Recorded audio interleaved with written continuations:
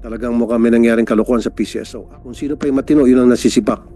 Yung mga loko-loko, kapit sa pwesto. PCSO planning to introduce Lotto Bilyonaryo. Pinakamaliit na mapapanalunan ay 1 billion. Wow! Ako po, kinakabahan ako rito. Lotto Bilyonaryo, maraming magiging bilyonaryo mga taga-gobyerno rito. Hindi yung mga mahihirap na kababayan natin na mananaya. Alam naman to, di ba? Opo, kaya nga Maraming nagka-question sa integridad ng PCSO. So, ibig sabihin, from 9 to 15, alam ni PCSO na gagawa kayo ng testing, wala silang ginawang mekos-mekos. Alam niyo po, itong Lotto games, para sa mga mahirap to di ba? Something to look forward to. Na, mali mo, baka makatsamba, manalo ako, etc. Pero ang lumilitaw, base sa mga kumakalat yan sa social media, na ang nananalo ay hindi naman talaga mga mananaya, kundi yung mga nangangapital. Totoo yan. Nangangapital. May pera. O dili kaya taga-gobyerno ang nananalo. Andito ba yung Office of the Government Corporate Council? Good afternoon, Mr. Chairman. Pwede pa basahin niyo po yung kontrata between Pacific Online and PCSO? Kasi di ba trabaho niyo yun, nasa ano yun, that's part of your mandate, na reviewin yung mga kontrata ng mga gobyerno? Yes, Mr. Chairman. So na-review na ho ba? Nakita niyo na po yung contract? Yes, Mr. Chairman. There was an OGCC contract review as early as January and another one in May 2000. So ano sa tingin niyo kung nabasa niyo na po ang contract? Kasi sabi ni Mr. Kansawan, tad-tad ng butas yung kontrata. So kayo po, na-review na ho ba? Ano pong opinion niyo bilang taga-OGCC? Yes, Mr. Chairman. In the January 31, 2024, there was an opinion issued by then Government Corporate Council Quevedo, which basically said that the contract had some infirmities that needed to be... Infirmities? Yes, sir. So ibig sabihin may problema. Yes, sir. Infirmed yung Yes, contract. But in May 2024, there was another opinion issued by the new Government Corporate Council, Solomon Hermosura, which states essentially that MOA is tenable, appears to be tenable. Oh, biglang nag-flip. Ba't ganon? Usually, it happens, Mr. Chairman, if there are new information given to the office or there are other circumstances previously not related to the office. So, it can happen. Si Commissioner Quevedo, ito yung nag-issue na infirmed yung contract. Diba? Yes, Mr. Chairman. After na ginawa niya yun, sinibak siya. January 31, 2024, sinibak siya. Yes, Mr. Chairman, it appears that way. It appears that. Well, then dapat ituloy, Mr. Kansawan, tututukan natin yung kaso niya sa ombudsman.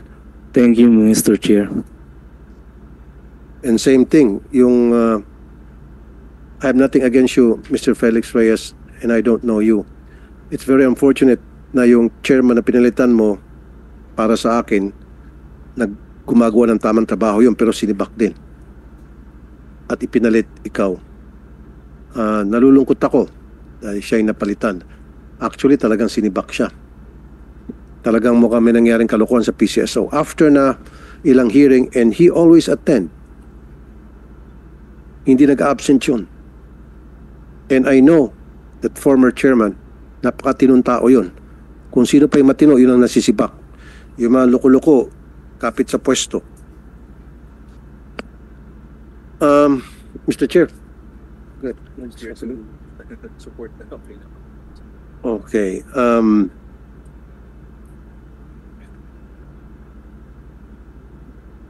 PCSO planning to introduce Lotto Bilyonaryo. Pinakamaliit na mapapanalunan ay 1 billion. Wow! Lotto Bilyonaryo, pinakamaliit na mapapanalunan 1 billion. Aba, maraming yayaman, maraming maging bilyonaryo dito, hindi sa mananaya, kundi sa mga tumatawa si Ma'am Evelyn, tumatawa. Ako po, kinakabahan ako rito. Lotto Bilyonaryo, maraming maging bilyonaryo mga taga-gobyerno rito. Hindi yung mga mahihirap na kababayan natin na mananaya. What is this Lotto Bilyonaryo, sir? Mr. Chair, I will answer for that. Yes, sir.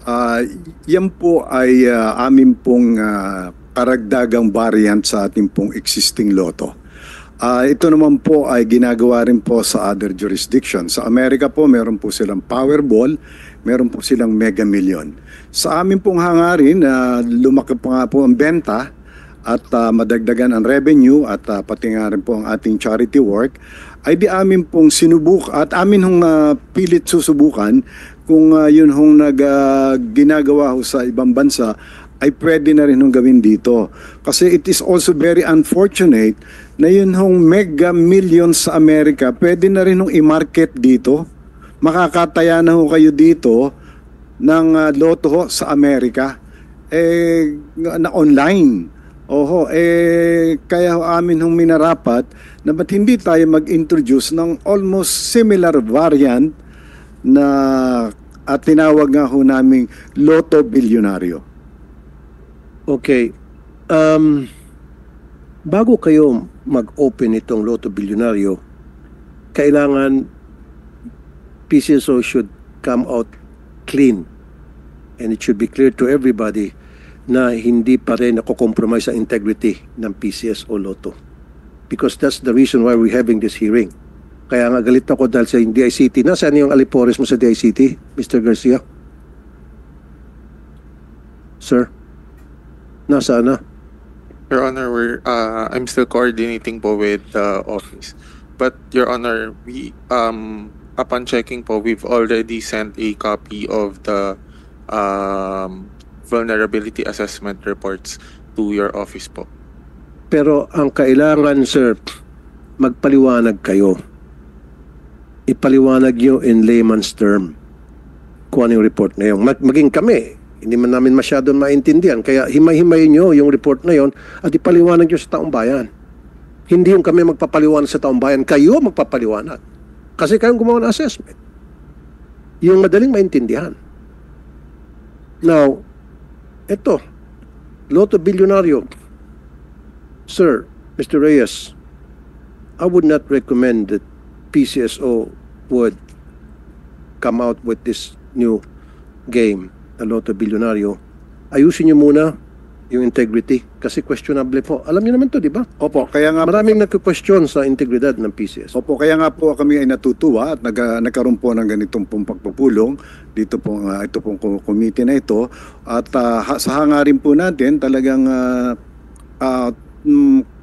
to come out kung meron nga pong problema sa PCSO so that the committee can issue a resolution of what's the best thing to do at para nga po at kung wala naman, para naman po mabalik din po yung integridad para po sa ating pumananayang Pilipino.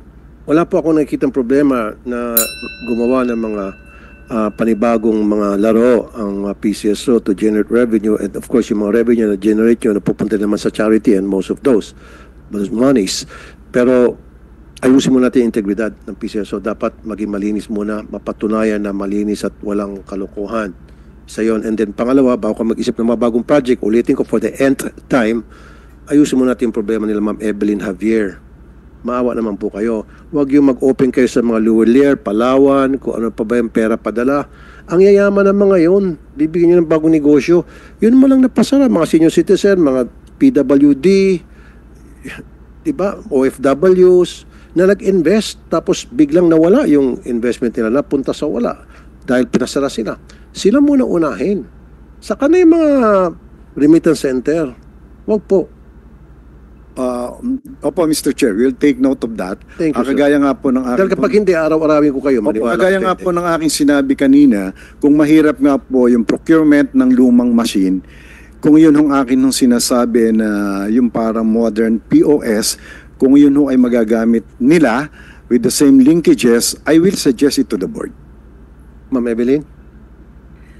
With the previous administration, it was offered to us. No, I mean, the former administration offered to us, but we wrote them a letter that would, I mean, the the lotto outlet, the physical lotto outlet will be affected by that kasi para pong ano yan cellphone po yan na yung mga mananaya po mga kabo po ng ST lang hahawak po yan, magpapataya po sila doon, hindi po mismo doon sa lotto outlet, lalakad po yan. So magiging kalaban po ng lotto outlet namin yan kasi gagamit po sila ng gadget, iaalok po nila yung mga tao na doon tumaya. So parang dati ho pinatigil na rin yan kasi parang siyempre yung puso po nung dating administrasyon nasa mga lotto agents, ayaw nila po kami na maapektuhan at matuluyang magsarado. Kaya hindi po kami pabor dyan po sa POS. Sorry po, with due respect, Chairman, yung POS po na yan po yung dati pang pinag-uusapan na nung naintindihan po namin na hindi talaga po kami makikinabang dyan. Or kung meron man po makikinabang na saradong loto, yan po ay maglalako.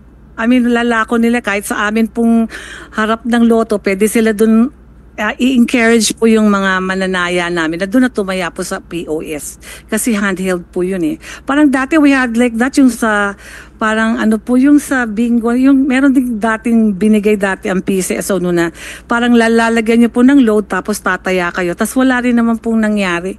Kaya parang sa amin ngayon, iba. Dati nasa amin yung loto yun pong machine na yun. Pero kung ibibigay po yan doon sa mga tao para makakannibalize po yung sales ng mga physical lotto outlet. Mr. Kadsawan, ikaw ba isa sa mga napadalang death threat as well? O si Ma'am Evelyn lang? Ano po yun, Mr. Pati Chair? ba kayo napadala ng death threat? Noong June po, may fictitious caller na kaming natatanggap na sinasabi na actually sa wife ko na tumawag eh. Sinabi sa wife ko na pag mag-ingat yung asawa mo, kayo, dahil hindi basta-basta yung binabangga nyo. Okay, COMSEC, make sure na mahatid natin to USAA siguro. Mahatid natin ng maayos sa kanilang bahay itong dalawang resource persons natin because meron silang death threat. Okay, ito yun DICT. Test done May 9 to 15. 9, 10, 11, 12, 13, 14, 15. 6 days kayo gumawa ng test noong May 9 to 15, 2024. Tama? 6 days yun. Doon sa 6 days na ginawa niyong assessment, ang inyong opinion, findings, the findings does not affect the integrity of the lottery system. Ibig sabihin, sabi nyo, ito ang pagkasabi nyo, yung ginawa nyong pag-assess, lumitaw na hindi apektado ang integridad ng lottery system. Tama? Nakalagay yun. However, nagbigay kayo ng disclaimer na yung certificate, yung sinertify ninyo, does not guarantee security of a system. Ba't pa kayo nag-issue ng certificate? Ba't pa kayo nag-issue ng findings ninyo kung it does not guarantee security of a system or that computer intrusion will not occur? Parang agaw, bawi, agaw. Ano to? It only covers current and existing vulnerabilities during the period of testing. So, ibig sabihin, from 9 to 15, alam ni PCSO na gagawa kayo ng testing, wala silang ginawang mekos-mekos. Pero ang sinasabi nyo, after May 9 to 15, wala kaming pakialam na. Hindi namin ginagaranti na hindi magkakaroon ng intrusion sa sistema ng lottery. Yan yung sinabi nyo rito. Ba't pa kayo gumawa ng assessment kung babawiin nyo rin lang? Kung baga nagbibigay pang disclaimer. Diba? Dapat andito talaga yung andito dapat talaga yung technical people ninyo.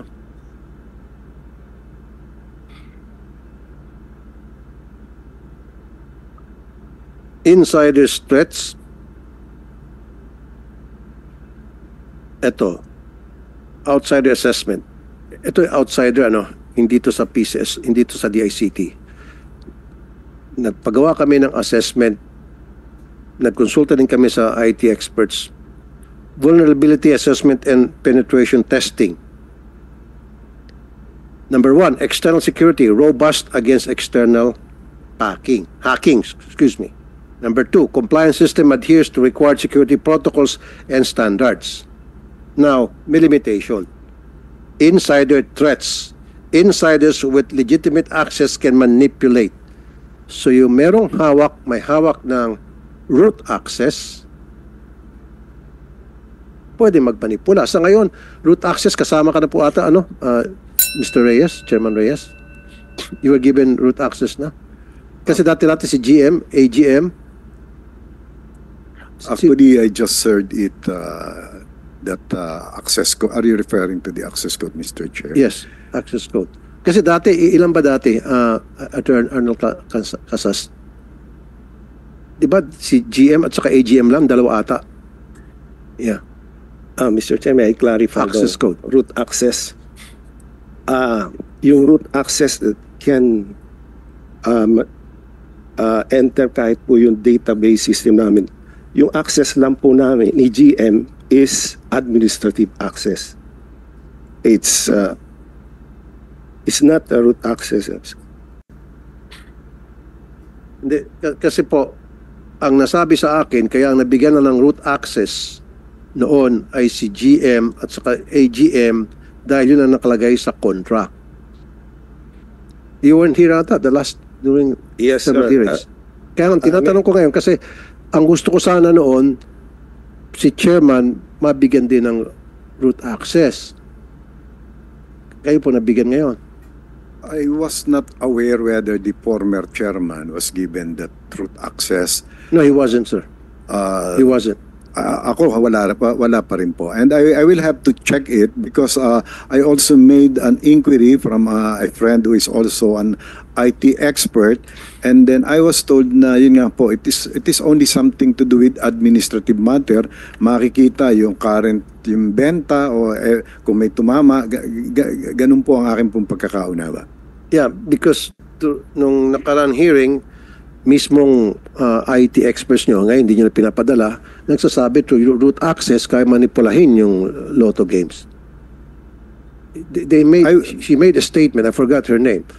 I will double check on that, and if that is have a semblance of truth, I will insist to have that root access. Okay. Thank you for that. Pwede natin pakita yung kanina na hindi natin napakita at the start of the hearing.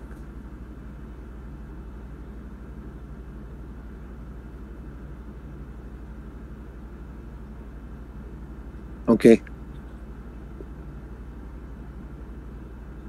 Yan ba yun?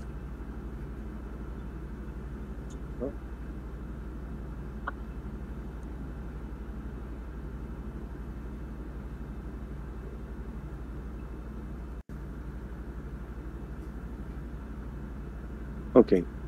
Nasaan yung ano? Hindi ata yan.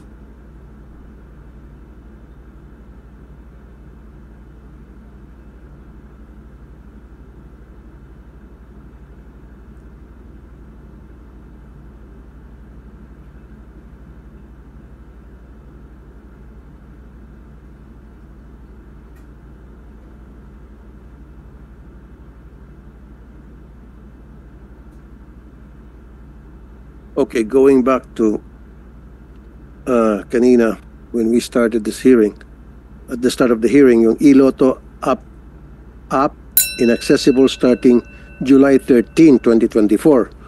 1-year trial run launched on December 15, 2023. Of the online betting platform by Pacific Online was shortened into 6 months. There is PCSO Lotto online app which is accessible. Is this the same iLotto app? No? The answer is no. Please explain po. Sino sabi ng no? Hindi po yan.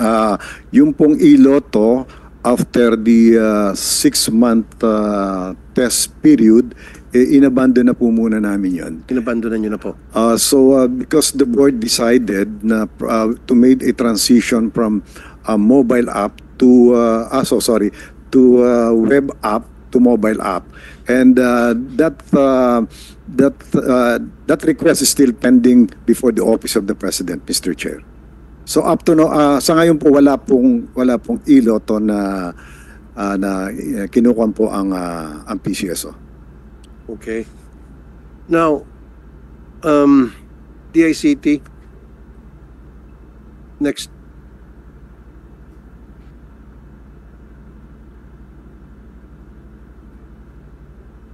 Wala pa rin yung ano mo? Yung friendship mo, sir? As of now, sir, ang report po sa amin nung staff ni ASEC ay ASEC po is still currently in a meeting po na nagka-conflict lang po. So Anong meeting po ito? Sa Malacanang or outside meeting? Hindi ko lang po sure. Well, sir, this is a hearing. At nabigyan kayo ng enough notice. So parang pinabaliwala niyo itong hearing, which is very important kasi gusto malaman ng taong bayan ano nangyari sa PCSO, integrity ng PCSO. Kayo importante rito, kaya pinatawag ko kayo dito ngayon. We apologize po, Your Honor. Rest assured po that we'll be clearing the schedules po for succeeding deliberations. Pag next time pumunta kayo rito kasama yung mga ano nyo, technical people. Yes po, Your Honor. Lahat ng technical people nyo yung gumawa ng assessment papuntahin dito. Yes po. Mag-attend. We'll do po, Your Honor. Kasi with due respect sa'yo, wala akong pakinabang sa'yo. Parang flower base ka lang dito, sir. Kasi wala ka naman may sasagot. At I don't blame you. But ikaw ang pinadala, wala ka naman masasagot sa amin, sir. Di ba?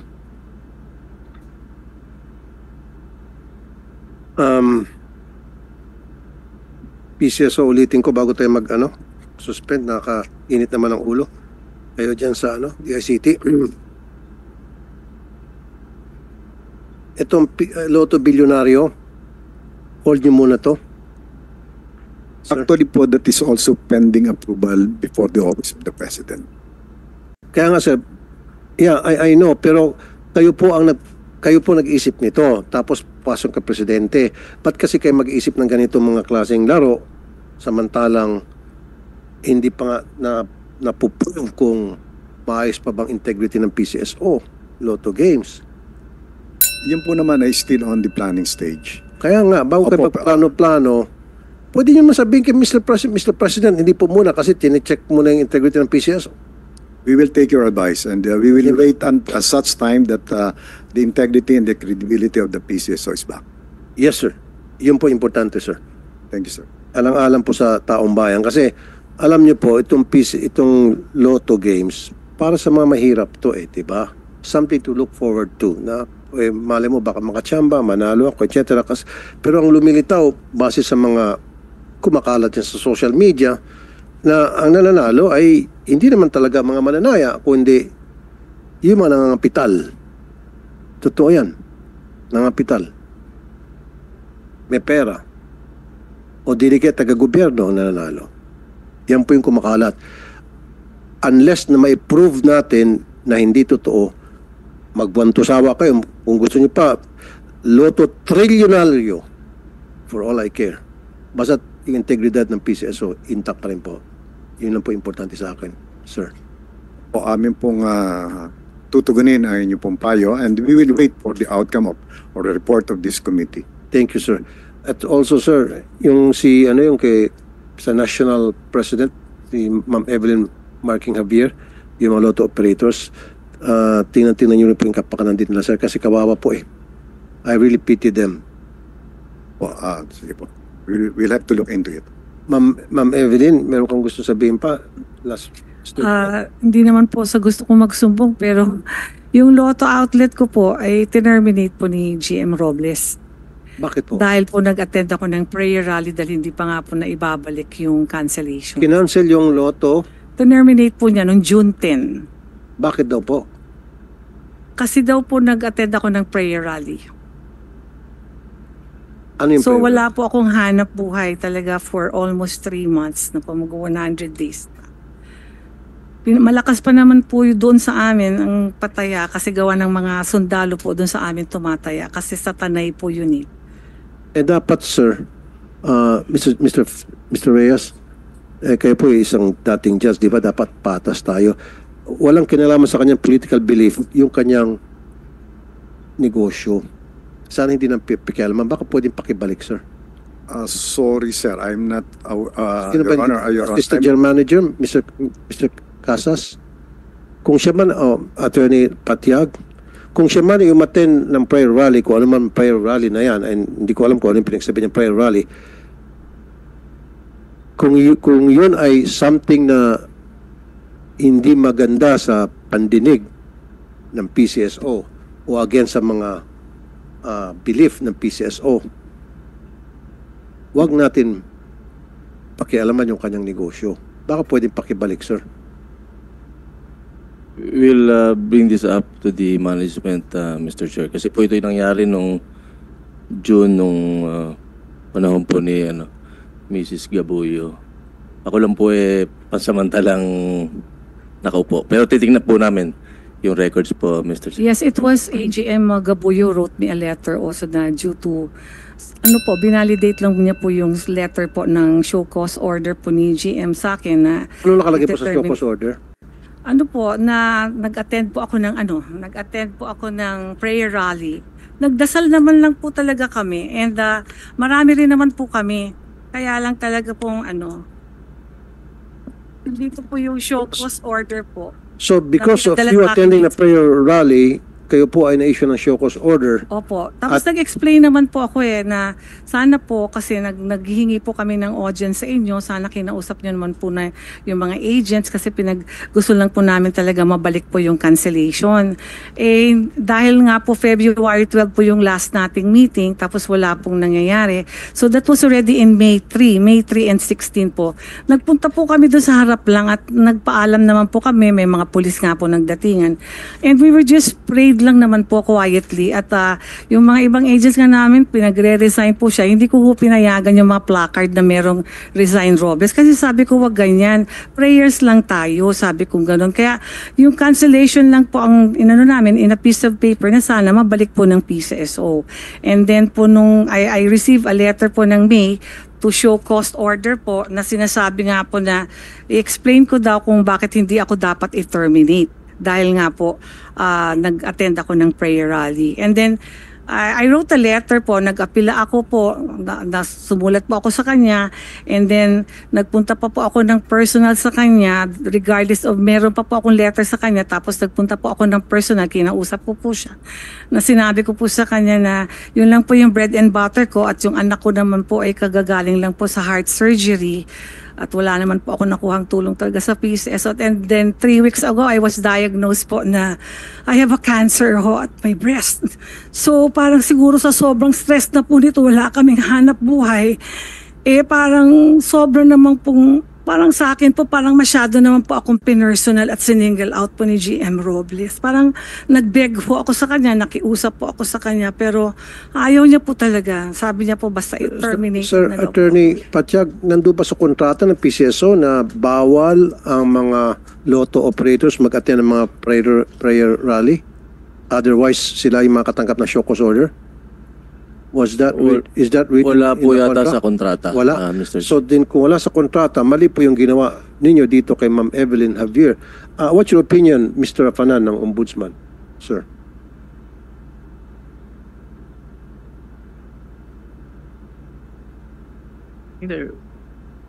The applicant, Your Honor, may have remedies within the PCSO system in order to have them reconsidered the matter of cancellation of the franchise, Your Honor. The internal remedies would have to be mobilized first within the PCSO system. I think they have room PCSO system muna. Yeah, And room kapag for hindi that. na-resolve, then that's the time na pwede sila lumapit sa inyo. Yes, yun, if there's a case within the circumstances of the case, Your Honor. Okay, thank you, Mr. Afanan, sir. So PCSO? Mr. Chair, Yes, Attorney Patiag, sir. pwede po yung share na. Ito po yung sulat ng aming ahensya sa kanya. Show cause ordered May 20, 2024, addressed to Ms. Evelyn Javier. Ito po yung tungkol sa rally na binanggit niya na last May 3, 2024 kung saan ang iba pang lotto agents na nag-participate. So dito po sa sulat na ito na binigay sa kanya, inaasahan po ng ahensya na makipag-communicate siya sa amin, proper dialogue and to clear some issues. Ito po ay na-interpret na nag-work against the interest of PCSO. So yun po, kaya po siya pinadala ng show cause order within 48 hours sa receipt of the notice. So yun po yung naging Kung reason, bakit siya pinadala ng show cause order? apparently dito po sa rally na ginawa sa tapat ng opisina ng PCSO last May 16, 2024 at saka po yung May 3, 2024. Okay. And then this one is sabi po rito, in short po, attorney, yan nga, tama nga siya. Kaya na-cancela yung kanyang kontrata sa PCSO dahil nag-attend siya ng rally. Na-issue siya ng show cause order, tama? yan po lumalabas dito. And, Kaya nga, yan po. so tinanong kita kanina kung nasa kontrata ba ng PCSO na kapag ikaw ay nag-attend ng rally, prayer rally, kung ano pa man yan, ikaw ay ma-issue ng show cause order hanggang sa ikaw ay matanggalan ng kontrata. Di ba? Wala. So therefore, tulad sinabi ni Mr. Rapanan ng Ombudsman, ayusin muna siguro to internally. Siguro pakibalik na lang, mag-usap na lang kayo. Di ba? Mag-usap ng maayos. And then after na makapag-usap kayo ng maayos, magpakatawaran kung ano man yung mga problema, and then ibalik na lang yung negosyo niya. What do you think, Attorney Pachag, sir?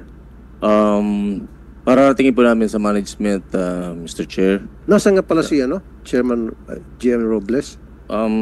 Officially po nasa official travel sa Portugal, Mr. Chair. Okay. Lisbon, Portugal. Okay. So, sige, mag-usap-usap po kayo. Kausapin si GM Robles, saka itong si Ma'am Javier. Kayo po, Attorney Pachag, kasama siguro si Chairman Reyes, kung ano yung pwedeng gawin na para maplansya yung problema. Yung pong lotto agents po, yung lotto outlet ko po 20 years na po siya eh. I have never violated anything in my contract. We remit every day. Lahat po ng takot po kami diyan sa mga violation kasi alam namin yun po yung reason para ma-terminate po ako. Kaya I was really, my whole family, my relatives, they were quite surprised na bakit terminate na lang ng ganun dahil lang nag-attend lang ng prayer rally. I mean, lahat naman po ng tao may karapatan naman pong tumulong din doon sa ibang agents po para marinig po or ayaw po niya kaming dinggin yung aming prayer rally in front of PCSO. Opo, doon sa kabilang side lang po. We were not making noise. And that prayer rally is para telling PCSO na there is a problem, please help us. Yeah, we pray na ibalik po yung cancellation of tickets, ibalik po yung 2,000 na bigyan na po ng machine yung 2,000 outlets. Yung dalawang issue lang po na yun ang pinag-pray namin doon. Yun naman pala, Attorney Pachag. Nag-rally sila sa harap ng PCSO, nagdarasal na sana maibalik yung kanilang mga outlets. Ano masama po doon? Ba't pinersonal? Saka ako lang po talaga ang dahil kayo pong presidente. Sa dami po na nag-attend ng prayer rally, ako lang po. So, Attorney Pachag, please, when will General Manager Robles comes back? I understand up to 26th, Mr. Chair. 1 week po yata, Mr. Chair. Okay. Siguro po sa susunod na hearing, I want him here and then gusto ko pag-ayusin ko sila ni Ma'am Evelyn at maibalik yung kanyang outlet. Sabi niya, wala raw siyang violation for more than 20 years. Ginagawa niyang lahat na tama. And then nag-attend siya ng prayer rally, parang short of saying, nagdarasal at nagmamakaawa na sana maibalik niya yung mga lotto outlets nila nagsara and then napunada. Binalikan sila. Pamimersonal. Parang nakita ko dito kay GM Robles, parang he thinks he's God. That's grave abuse of power. Really. This guy is very dangerous. You give him little power, he exceeds that power that was given to him. Grabe naman. Delikado to, nakakatakot tong boss niya na si Robles, GM Robles. Paano na kaya kung ito ay naging presidente ng Pilipinas? Baka lahat tayo, kunting mali lang dyan, kukulong tayo lahat. Kaya sabi sir, abusado tong boss mo, itong si Robles, napaka-abusadong tao. He's playing God. Na wala dapat pwede bumangga sa kanya. Nobody should cross him. Otherwise, ayun. Grabe naman po, Attorney Pachag. I'm sorry, Attorney Pachag, this is not for you. This is for your boss. Diba? Pakisabi na lang siguro sa next hearing. I want Chairman Robles here at pag-ayusin natin sila. Gusto ko maibalik. Wala naman palang ginawa. Kayo ba ma'am, ng bato? Hindi kayo nagbato? Hindi kayo nagsunog ng mga papel doon? Hindi po. Hindi kayo nagsunog We only prayed. Hindi kayo nagsunog ng mga batila? Ano? Hindi? Hindi po. Okay. Nagdasal lang po talaga kami and we did not stay long there. After the prayers, umalis na rin po kami. Oh, okay.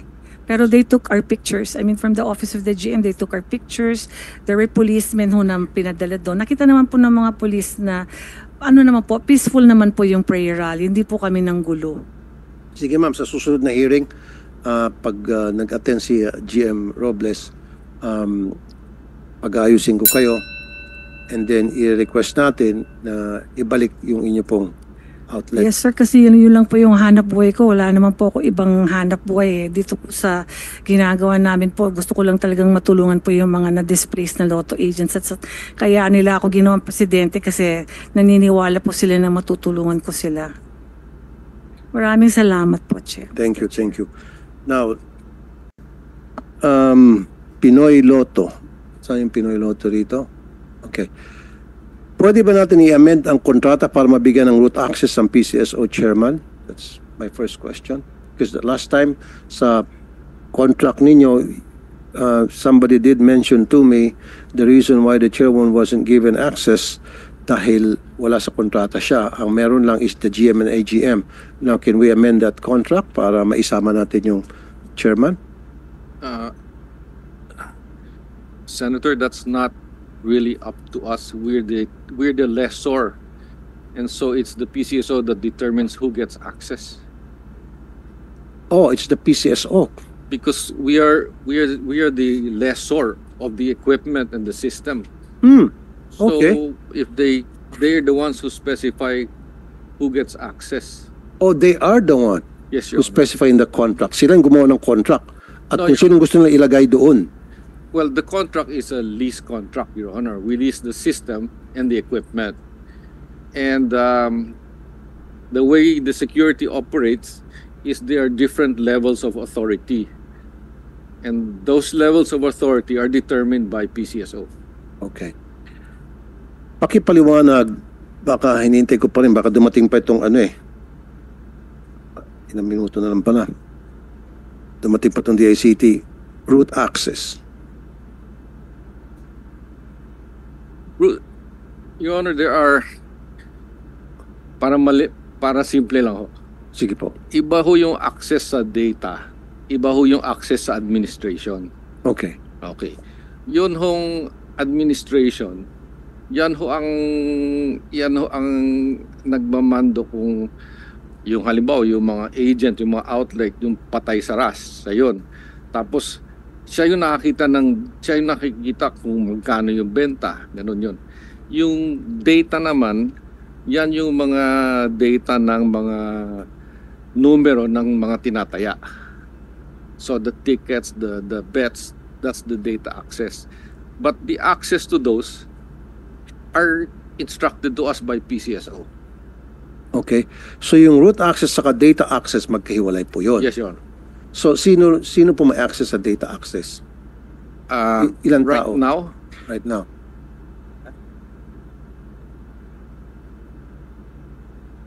only two, Your Honor. At sino po yun? GM, tsaka yung data security ng PCSO. GM and Data Security. Okay. Kasi meron nga pong mga nung last year nagsasabi na through maybe data access yung ticket ng isang mananaya ay kayang panalunin.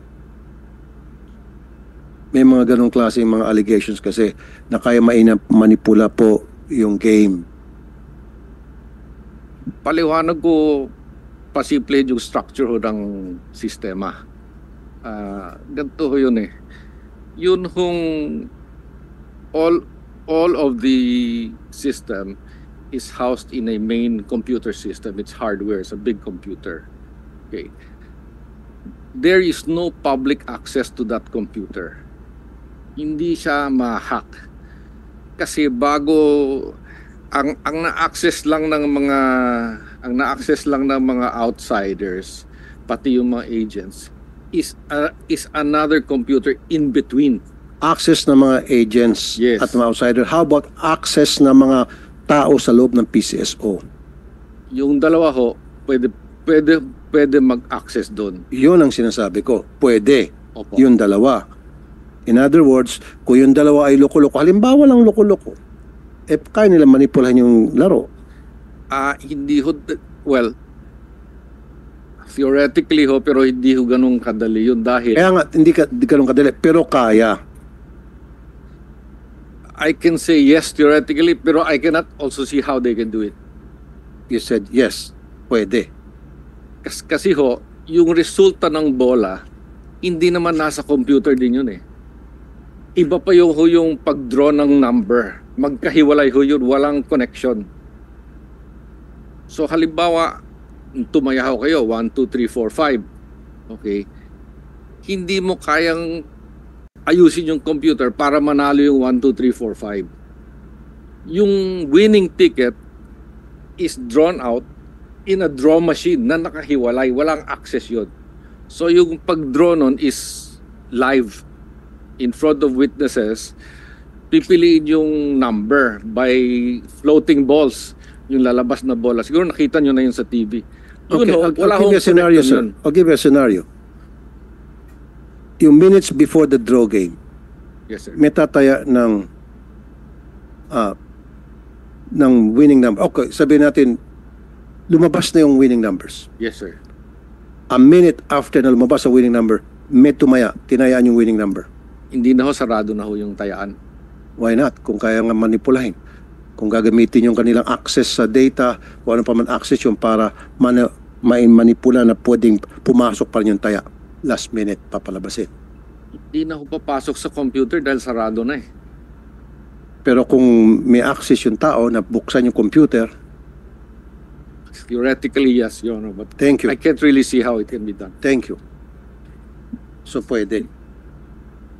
Kaya nga sa susunod na hearing, I want the DICT to be here, and siguro COMSEC will invite IT experts as well, not only from the government, from siguro private IT experts. Thank you for your opinion, Attorney Jose Bernas. I really appreciate it. Thank you, sir. Thank you so very much, sir. Thank you, sir.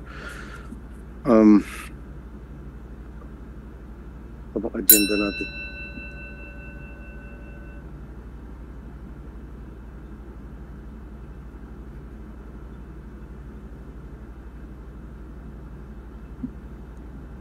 Notices and invitations for the next succeeding meetings will be sent accordingly. There being no other matters for consideration, this hearing is hereby suspended. Thank you, ladies and gentlemen. COMSEC.